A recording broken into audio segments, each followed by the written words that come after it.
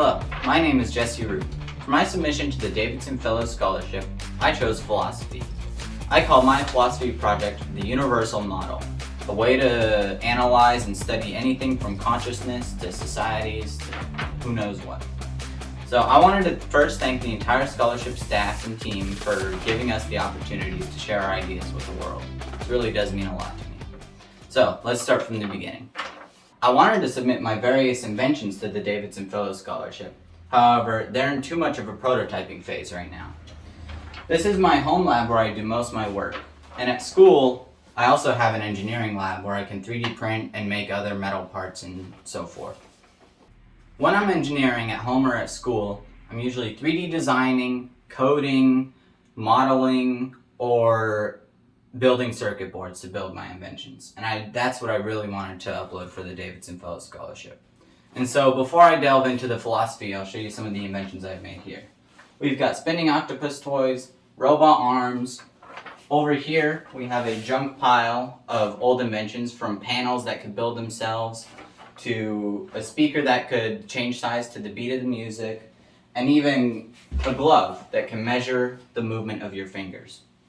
And I've even rented out to production companies a motion control slider that can move a camera and use that as the next step of my inventions. And so the magnum opus of all my inventing, and the real goal I have in the future, is to build self-building systems like this rail right here that would use robot arms and other intricate systems to build themselves and take all of these other inventions and combine them into one system in factories, warehouses, amusement parks, and so forth. And so the inspiration behind my love for inventing came from a game called Portal 2. And in Portal 2, there was a company that had self-aware artificial intelligences. So when I was young, those intelligences inspired me to build these inventions.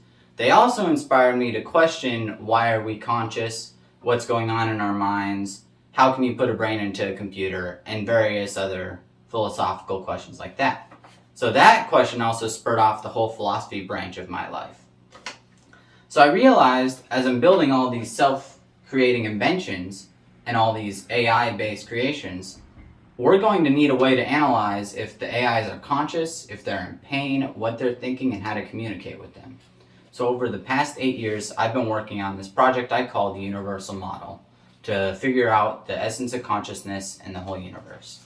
Thus, after years of development and influence from other sources around my life, I pieced together this rough model of the universe. So here's my paper that I submitted to the Davidson Fellows Scholarship, and it's around 70 pages in length, 24,000 words. And so the Universal Model has 6 fundamental pillars. The first pillar is time, because nothing can exist without time, and we need time to have anything happen in life. And then the second pillar is interactions. And so interactions is a study of timelines. And with interactions, if we don't have things interacting and particles like hitting each other, or even civilizations influencing each other, then nothing's going on in the universe. So those are the first 2 categories. And you'll notice here, as I list off these categories, they're all kind of fundamentally built upon each other in a circular fashion. So the third category studies interactions, and I call that aperture. So it's similar to the aperture of camera, where it can study the energy, the chaos, and the order within the interaction. So in category number 4 is emergence. And emergence means you have multiple interactions and apertures that are forming these grander, complex patterns, emerging into something new. So in emergence, we have stuff like hierarchies, boundaries, any combination of chaos and order. So even entropy, which is order turning to chaos, and novelty, which is bits of order coming out of chaos, are all under emergence.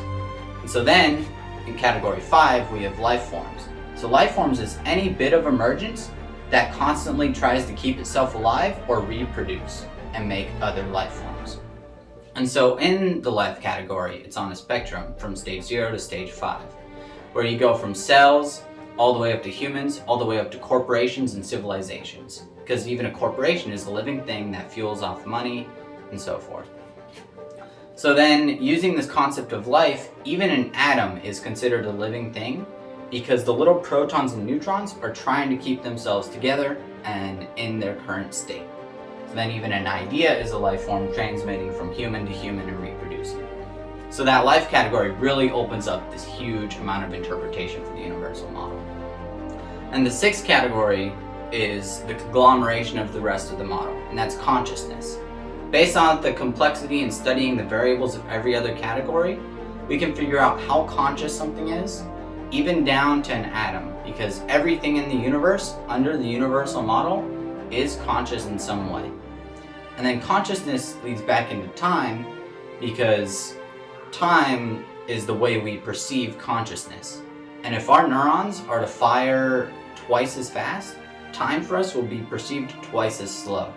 So it kind of loops in these concepts into this whole universal modular mechanism. And that modularity is where we can get into the real impact of the model. So now that I've told you about the fundamentals of the universal model, I want to tell you how it applies to my inventions and to the world we live in. So the universal model is highly interdisciplinary, taken from biology, politics, math, science, engineering, physics. Anything and any study, literature, art, anything can be applied in the universal model, where politics is in the aperture category, interactions is about physics, time is about history, consciousness is about philosophy, biology, life, and so on. So using all this interdisciplinary potential and the modularity of these categories that we've come up with, we can apply this to any country, nation, problem, any person's life, any little system, even any artificial intelligence, and analyze it. So this will help benefit society because we'll be able to study the fundamental rights of the universe, as listed in something like the Constitution, and be able to prove why they are fundamental. We'll be able to make more moral decisions, especially with our technology we create, by deciding how conscious and alive the stuff we interact with is. Even animals will be able to study how alive an animal is, so forth.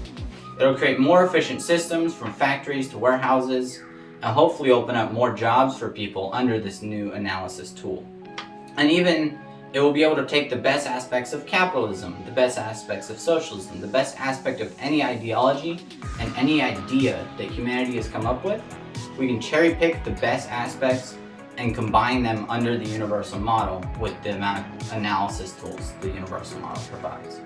So in the larger context, the universal model is going to act as a large virus, attaching itself to anything and everything that it can study.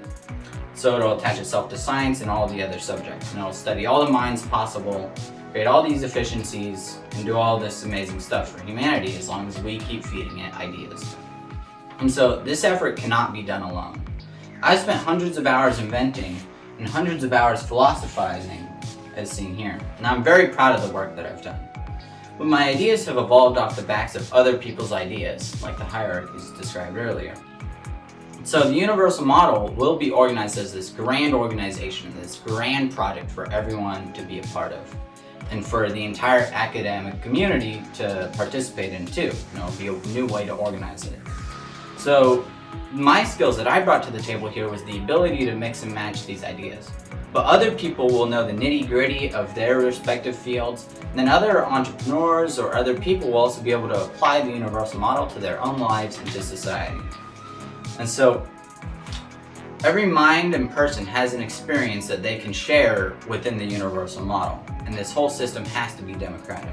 And I will continue the course in delicate care in writing and philosophizing and setting up this organization for the universal model, make sure it doesn't implode or the ideas don't get lost.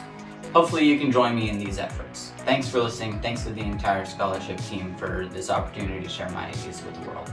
I'm H Rupe, and have a good day.